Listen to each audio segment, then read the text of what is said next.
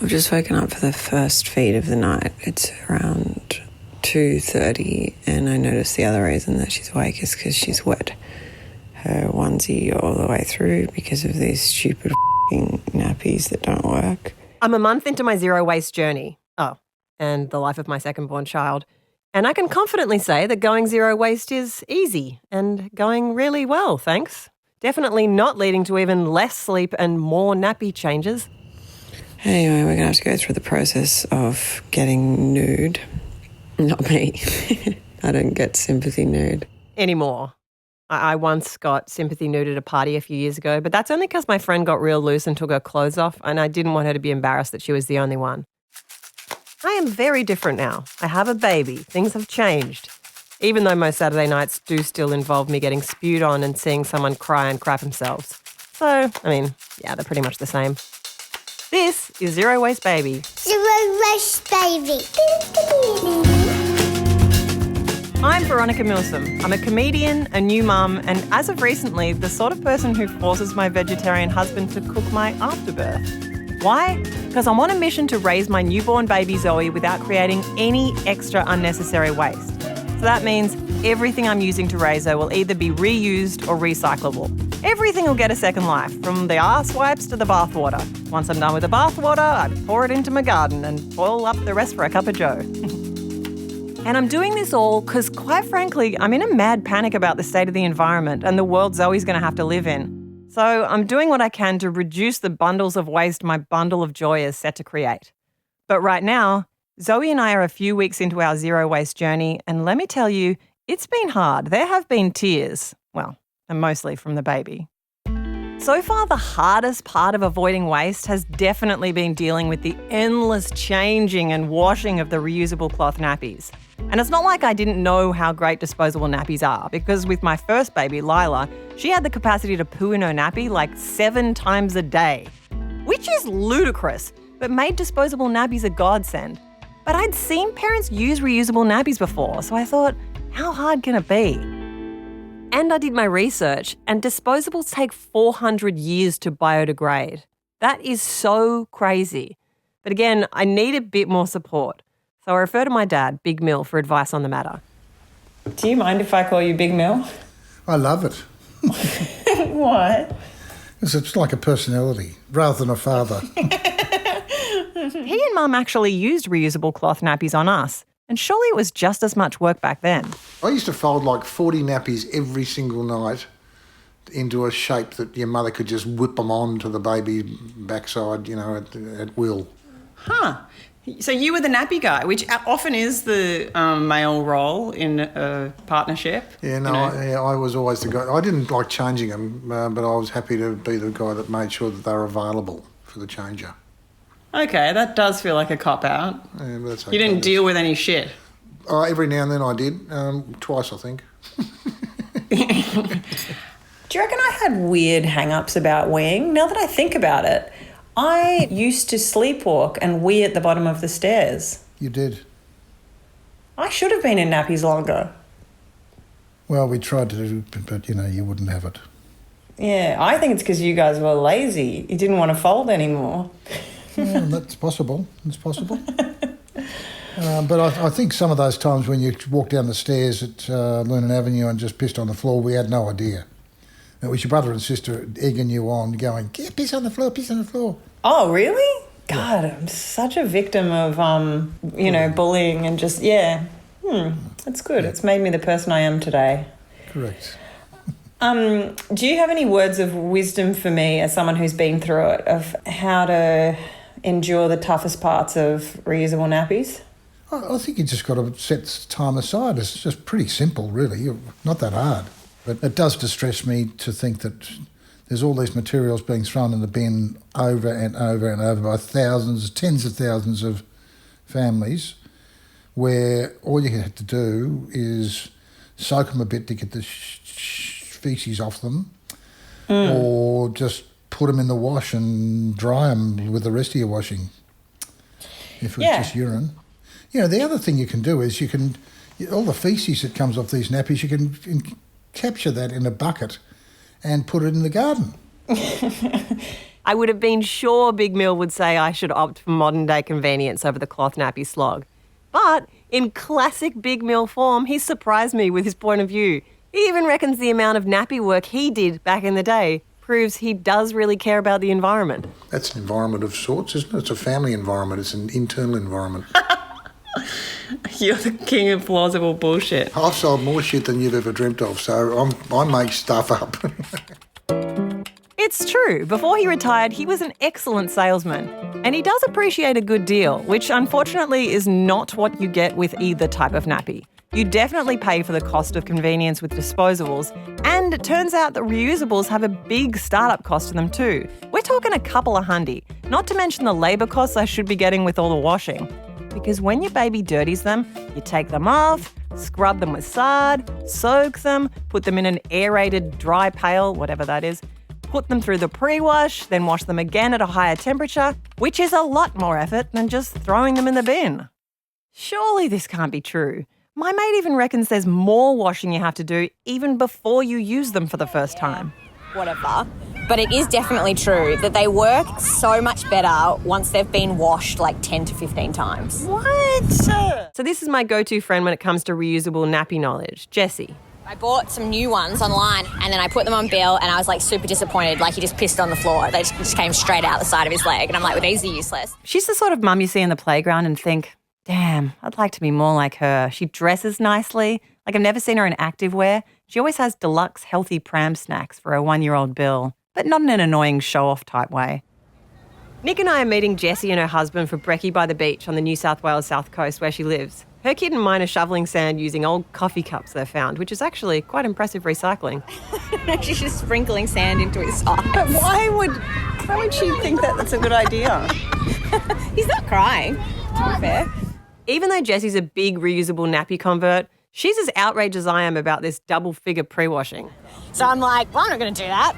And it actually is true that they become like heaps more absorbent somehow once you've washed them like 10 or 20 times. That's interesting. Why don't they just come pre-washed? So that's my husband Nick chiming in. He's got a good point, like stonewashed denim. Remember that? Comes pre-washed. But also, like, the technology exists in disposable nappies for newborns to not leak everywhere. We have the technology. Why can't the technology exist in reusable? Different It's a fabric. whole different like type of material. Like in like disposable nappies, there's like weird gel stuff. Like it kind of turns into like weird gel. Oh, that's true. Like Yeah. in the middle of the night when you're going to the toilet after you've changed a nappy, have you not ever stood on one and then been like, wait, and you like bounce off it? Slippery suckers.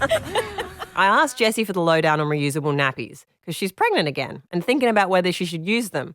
But if she does, she has some new rules. You did warn me that you shouldn't do it for a pre-3 months. I agree. Yeah. What I know I agree now. with myself. I agree with myself. And on this second baby, what I will do is not even bother before like 3 or 4 months, I think, and not when you're travelling too hard. Too hard basket. I like talking to Jessie because she's the perfect combination of pragmatic and environmentally conscious without being too preachy, you know? And even though her 1-year-old Bill is younger than Lila, she's taught me a lot about parenting, eco-parenting mostly. Sometimes I wonder what parenting insights I've ever brought to our friendship group. You've taught us things too. What? Like, literally, do you know, the other day I said to Francis, we should try to be less helicopter parenty with Bill. Because I'm like, I always just thought it was great how you guys kind of just gave Lila like a lot of freedom to like kind of roam and explore and sometimes hurt herself. And Not in a sometimes terrible hurt way. children. But like... That feels like code for lazy No, parenting. I actually think it's good because I feel like I have an inner tendency to want to like stop him ever hurting himself. But actually, he needs to learn. So The next time he hurts himself drastically, think of us. I was saying to Francis, we should let him fall off the side of the veranda sometimes because that's what Nick and Veronica would do. It's a teaching moment. That's what I always... Okay, just to clarify, it's not my official position that babies should teeter off the side of verandas. It's unofficial at best. And this is not the dynamic Nick and I thought we'd bring to our mini parenting group. Okay, so we both have our issues with reusables, but she reckons the cons for them still outweigh the damage they do for the environment. And I agree, but I wish it wasn't the case. You know, I'm keen to find an expert to tell me it's not the case. But surely I just won't find one. Not a reputable one anyway, right? Right? Haha, wrong. Enter my zero-waste North Star and Australia's most decorated anti-waste warrior, Craig Reucassel. Remember him from the first episode? He hosted a doco-series called The War on Waste, which is why people often refer to him as the bin guy. Yes, that's me. We're meeting back at that eco-friendly looking cafe because I need his guidance on whether or not disposable nappies are worth the environmental savings. And it turns out he has some pretty scandalous opinions on the matter of cloth nappies. Look, I must admit, I'm very scared that I'm doing this podcast because saying this, I'm in great danger now. if you don't say cloth nappies are the way to go, it's controversial. Yeah, you're going to be run over by prams. Yeah, that's right, yeah. So hold on, he doesn't think cloth nappies are the way to go. Mr. War on Waste says they're not the way to go. Explain. If you look at it only as a waste issue, right, you go, I'll get rid of disposable nappies and I'll use reusable nappies, right? Easy, less waste, right? But whenever we look at waste solutions, we always look at the overall kind of footprint. You can't just look at the waste only. So most life cycle studies that compare those different options came out as them all being about the same environmental footprint. Okay, that seemed crazy to me. So I went and looked this study up for myself. It was published by the UK government and it studied the environmental impacts of a child wearing disposable nappies versus reusables for the first 2.5 years of their life. And basically, the conclusion it drew was the environmental impacts of using shaped reusable nappies can be higher or lower than using disposables, depending on how they are laundered. I know I said there wouldn't be any more reenactments in this podcast, but full disclosure, that's the voice of my English babysitter Ruby. She's just helping out to set the mood. The report shows that in contrast to the use of disposable nappies, it is consumers' behaviour after purchase that determines most of the impacts from reusable nappies. Yes, exactly, Ruby. Consumers' behaviour being things like hanging your nappy on a clothesline, using an energy-efficient washing machine, washing at a cooler temperature, heaps of other things. And this is exactly what Craig was talking about.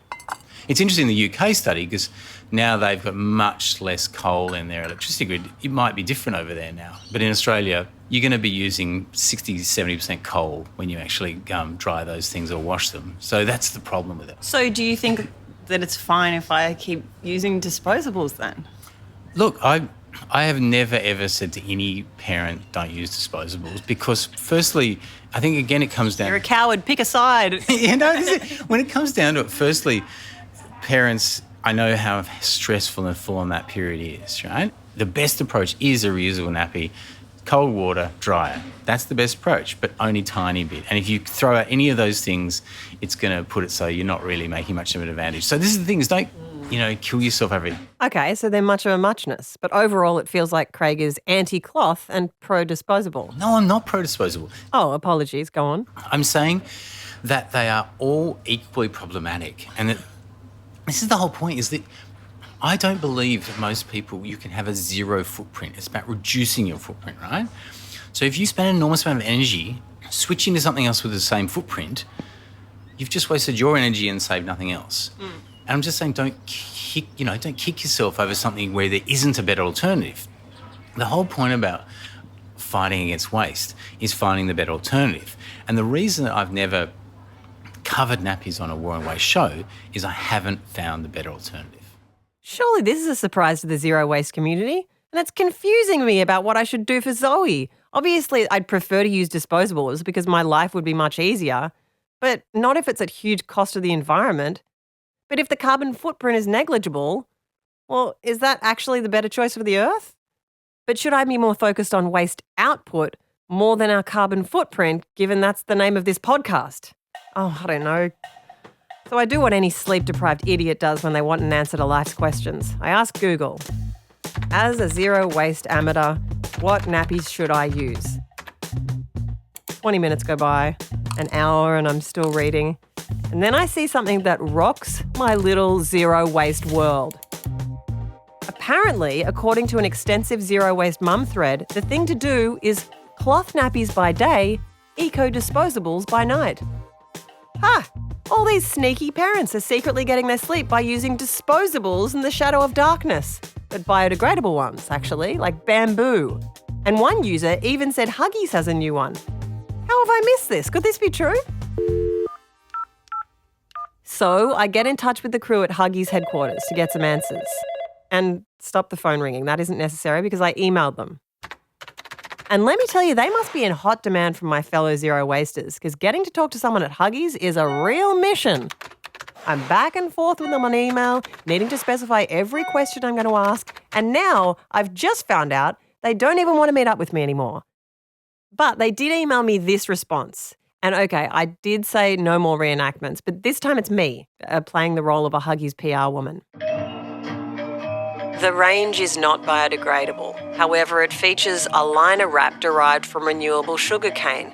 And this is the first step in our journey to increasing the amount of renewably sourced materials in products. Ooh, love that corporate talk. But to be honest, a liner wrap isn't much of a step towards not having a 400-year shelf life on their nappies. So I guess it's no wonder they don't want to meet up. Okay, so the Huggies option is a dead end. But I'm still holding out hope for this eco-disposable get-out-of-jail-free card. Surely it's enough to just use reusable nappies through the day. I should just use them through the day too, right? Right? Like everyone else? Okay, so I do. So I'm feeding this perfectly contented baby who's just woken up because she's hungry rather than the fact that she had a wet pant. And you know what? I feel guilty, but it also feels pretty damn good. And she sounds like she's pretty happy too.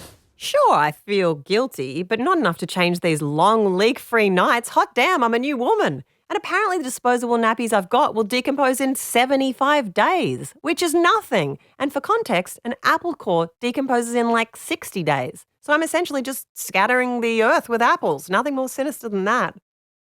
But the thing is, I just wonder what my mate Jessie will say. Obviously, it's not a conversation that I want to have with her, but I feel like I've got to come clean about this secret. So would you be very disappointed with me to learn that I have already been doing disposables overnight? No, I'd say well done for, figuring that out. Oh my God, everyone's doing it and keeping it quiet. There must be a secret eco-mum pact that it's cool to do. You just got to keep it on the down low. Only post about it deep within the blog posts that only the most dedicated eco-mum would find. And now I'm in that secret club too. When we were staying at your house this weekend, I felt shameful about even putting them in the bin because I thought that you would notice in the kitchen bin. Am I going to go and find them all in the big green bin outside or something? Yes. Or you've buried them in the yard? I swear I didn't bury them in the yard, but I could have, and they would have biodegraded in 2.5 months, and that's not long. That's actually less than a season. An orange peel takes up to 2 years, and society's fine with people throwing that out the window of their car. So this is better, right? Anyway, at least you'll never find me throwing dirty nappies out the window of the M5. But now I know I could, but I won't, I promise. Coming up next episode, I avoid the waste from baby products and learn how to make my own, which I'm enthusiastic about, but not very good at. And I discovered that by testing it on my own face. Sorry, can you just say what you said again now that I'm recording? I said, what's wrong with your eye? Because you've got that crazy eye you get when you stress. I didn't know if it was that obvious because I am sort of bumpy underneath this one eye and it's incredibly puffy. It feels really swollen. And I'm 99% sure it's because of that product that I've been making. Look, there's not really much you can say about that other than you're suffering for the planet. That's next time on Zero Waste Baby. And if you hit subscribe on this podcast, then you'll get a free notification every time I release a new episode. And while I still have you, if you liked it, please give it 5 stars and recommend it to a friend. If you didn't like it, don't say anything. Zero Waste Baby was written and presented by Veronica Milsom. Script consultation and original music by James Milsom, my brother, editing assistance by Lindsay Green, and audio production by Darcy Thompson. Jennifer Goggin was the executive producer. Also, she helped to write this. Also, she edited it. She did a lot of the things, and she's put a gun to my head just making me say this.